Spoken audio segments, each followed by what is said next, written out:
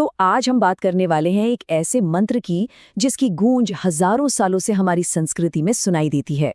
जी हाँ, हम बात कर रहे हैं गायत्री मंत्र की। पर ये सिर्फ एक मंत्र नहीं है, इसके पीछे छिपी है एक महागाथा, एक राजा के ऋषि बनने की कहानी और ब्रह्मांड के सबसे गहरे रहस्यों को समझने की कोशिश। ओम भूर्भुवः स्वः तत्सवितुर्वरेण्यं भर्गो देवस्य धीमहि धियो यो नः प्रचोदयात्। ये सिर्फ शब्द नहीं हैं, ये तो एक बहुत ही शक्तिशाली प्रार्थना है जो सदियों से गूंज रही है। लेकिन सोचने वाली बात ये है कि ये अनोखा ज्ञान आखिर सबसे पहले किसे और कैसे मिला? तो बस यही सवाल हमें एक बहुत ही दिलचस्प सफर पर ले जाने वाला है। चलिए जानते हैं उस इंसान की कहानी जिसने सबसे पहले इस दिव्य ज्ञान को पाया। तो इस कहानी को समझने के लिए हम कुछ हिस्सों में आगे बढ़ेंगे। सबसे पहले देखेंगे राजा का अभिमान, फिर आएगा बोध का पहला क्षण जब सब कुछ बदल गया। इसके बाद हम जानेंगे उनकी हजारों वर्षों की तपस्या के बारे में, और फिर वो पल जब दिव्य मंत्र का प्रकटीकरण हुआ, और आखिर में हम समझेंगे इसका अर्थ और विरासत क्या है। तो चलिए शुरू करते हैं पहले हिस्से से, राजा का अभिमान।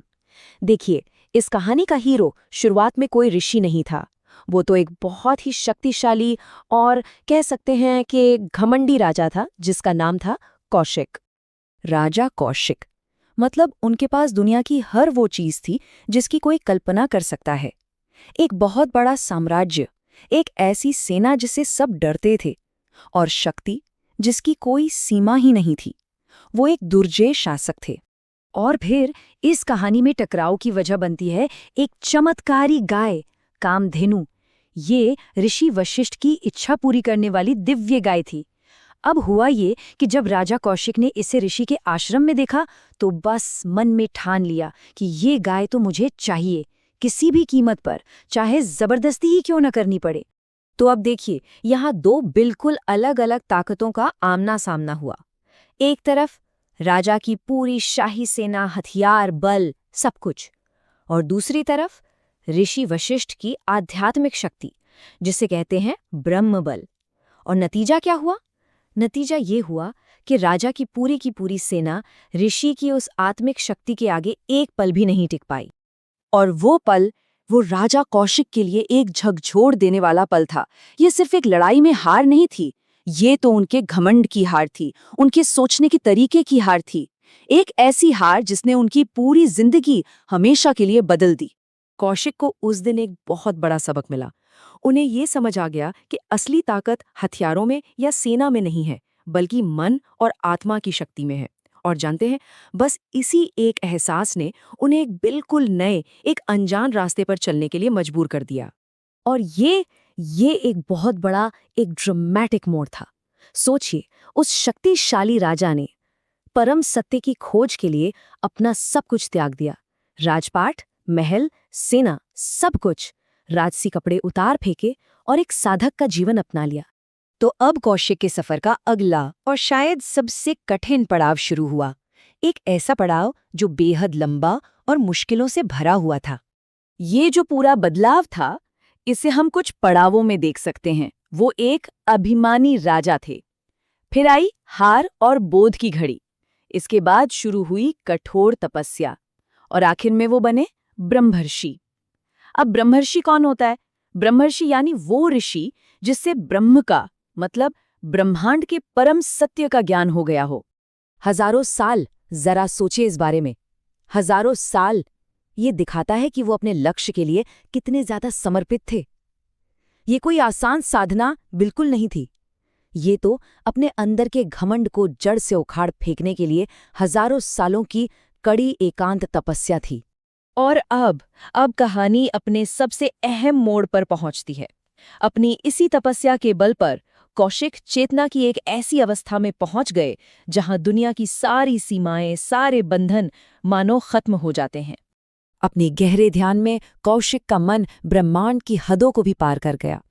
उन्होंने तीनों लोकों को पार कर लिया। भूर यानी हमारी ये पृथ्वी, भुव यानी बीच का अंतरिक्ष लोक, और स्व यानी स्वर्गलोक। वो पहुंच गए थे सर्वोच्च चेतना की अवस्था में। ये उनकी मेहनत का शिखर था। मन की वो अवस्था जो पूरी तरह शांत और स्थिर है। एक ऐसी अवस्था जहां सबसे बड़ा, सबसे गहरा ज्ञान खुद उतर कर आता है। और बस यहीं पर उनकी हजारों साल की तपस्या का फल उन्हें मिला। मन की उसी सर्वोच्च अवस्था में देवी गायत्री ने स्वयं उन्हें वो 24 अक्षरों वाला दिव्य मंत्र प्रकट किया, जो कि वेदों का सार माना जाता है। तो कहानी अब अपने आखिरी पड़ाव पर है। चलिए अब ये समझते हैं कि इस मंत्र का इतना गहरा मतलब क्या है और कौशिक का वो महान बदलाव कैसे पूरा हुआ। एक बहुत जरूरी बात यह है कि ये मंत्र सीधे सविता को संबोधित है। अब सविता कौन है? सविता यानी दिव्य सूर्य, वो शक्ति जो पूरे ब्रह्मांड को रोशनी देती है, जीवन देती है और प्रेरणा देती है। तो असल में ये मंत्र है क्या? ये एक प्रार्थना है। ये दिव्य सूर्य यानी सविता का एक भजन है। इसमें एक अनुरोध है कि हमारी बुद्धि को प्रकाशित किया जाए। ये एक मार्ग है अज्ञान के अंधकार को दूर करने का, और ये एक मार्गदर्शक है जो हमें सत्य के रास्ते पर ले जाए। और इसी के साथ वो महान परिवर्तन पूरा हुआ। राजा कौशिक अब हमेशा के लिए ब्रह्मर्षि विश्वामित्र के रूप में जाने गए, वही महान ऋषि जो दुनिया में गायत्री मंत्र लेकर आए, और उनका नाम इस दिव्य मंत्र के साथ हमेशा के लिए अमर हो गया। तो अंत में एक सवाल, जिस तरह सूर्य दुनिया के अंधकार को दूर करता है, क्या उसी तरह ज्ञान हमारे मन के अंधकार को दूर कर सकता है? शायद ये मंत्र हमें उसी खोज से जोड़ता है जो इंसान हमेशा से करता आया है, अपने अंदर के अंधेरे को मिटाकर ज्ञान की रोशनी और सच्चाई को पाने की खोज। ॐ भूर्भुवः स्वः। ॐ भूर्भुवः स्वः। ॐ भूर्भुवः स्वः। ॐ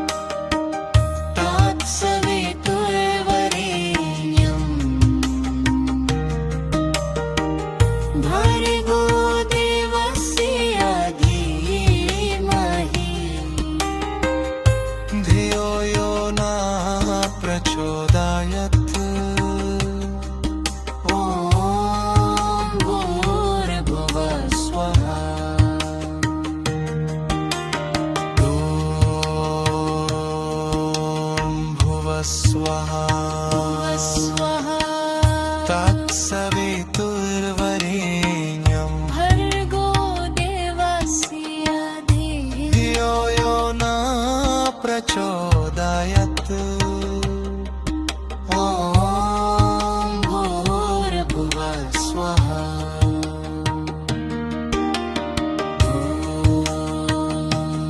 भूर्भुवः स्वः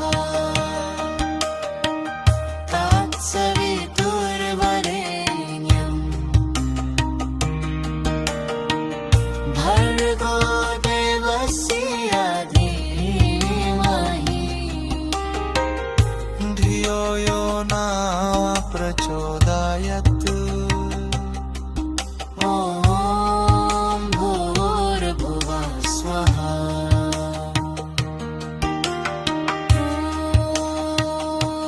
भूर्भुवः स्वः तत्सवितुर्वरेण्यम् भर्गो देवस्य धीमहि धियो यो न प्रचोदयात् ॐ भूर्भुवः स्वः